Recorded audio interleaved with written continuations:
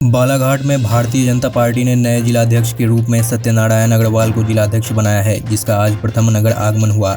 इस दौरान उनका भाजपा के पूर्व जिलाध्यक्ष रमेश भटेड़े, आयुष मंत्री रामकिशोर कांवड़े सहित तमाम कार्यकर्ता पदाधिकारियों ने भव्य अभिनंदन व स्वागत किया।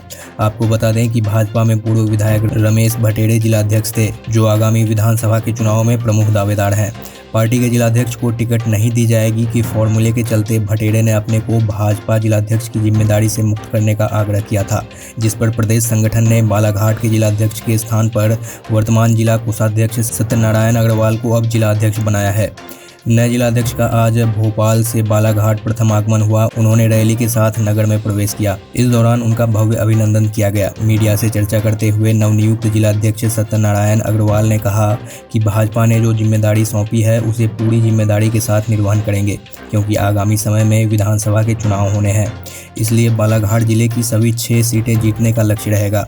नए जिलाध्यक्ष बनाए जाने के लिए अग्रवाल ने प्रदेश संगठन के साथ साथ पिछड़ा वर्ग कल्याण आयोग के अध्यक्ष गौरी शंकर बिसेन के प्रति आभार जताया है। क्या कुछ प्राथमिकता रहेगी आपकी? पहले तो भारतीय जनता पार्टी के प्रदेश संगठन माननीय पी शर्मा जी और महामंत्री माननीय जी, आदरणीय गौरी भाऊ, मेरे पिता तुल्य रमेश भटेड़े जी जो जिलाध्यक्ष थे, अभी मुझे जिन्होंने अपना कार्यभार सौंपा है, और आदरणीय रामकिशोर जी कांवरे मेरे छोटे भाई, आप सबका मैं एक छोटे से कार्यकर्ता के रूप में भाजपा में काम कर रहा था। मुझे जिले की जवाबदारी दी गई है। मैं सबको विश्वास दिलाता हूँ कि मैं इस दायित्व का पूरी अंतर्मन की गहराइयों से दायित्व को भाजपा को कैसे हम पूरे 6 विधानसभा में जीत दिला सकते हैं, उसके लिए कार्य करेंगे। और बूथ स्तर तक हर कार्यकर्ता के साथ जुड़कर भारतीय जनता पार्टी को 6 सीट पर विजय दिलाएंगे, यह मेरा पूर्ण विश्वास है।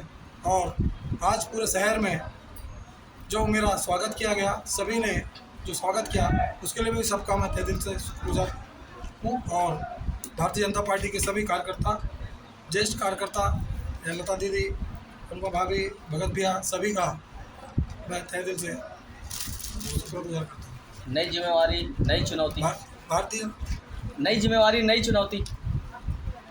नई जिम्मेवारी, अभी चुनाव है 4 महीने बाद।